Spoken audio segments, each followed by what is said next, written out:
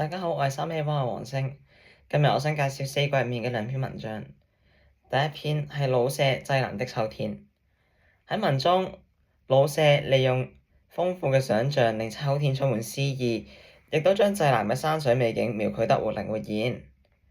例如係用各種嘅描寫法嚟勾勒秋天濟南嘅寂靜。首先，佢用咗比喻法，將西湖嘅春天同埋瑞士嘅夏天嚟用秋天嘅濟南作比較，係凸顯出濟南呢一度地方秋冬獨一無二嘅美景。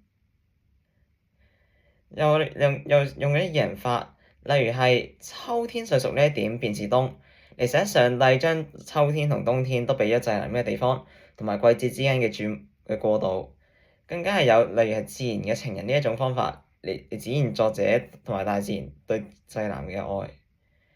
喺睇完呢一篇文章之後，我對濟南嘅景色感到嚮往，又驚嘆作者可以用各種嘅技巧嚟表達呢一度嘅景色。第二篇文章係張曉風嘅《魔季》。喺《魔季》入面，作者利用咗修辭同埋想像去描寫春天嘅多姿多彩，好似係有生動嘅移物同埋擬人法，用打咗蠟嚟比喻春天藍天嘅清秀同埋樹葉嘅鮮豔，用陽光嘅照耀比喻成呢個衰淡但純嘅酒。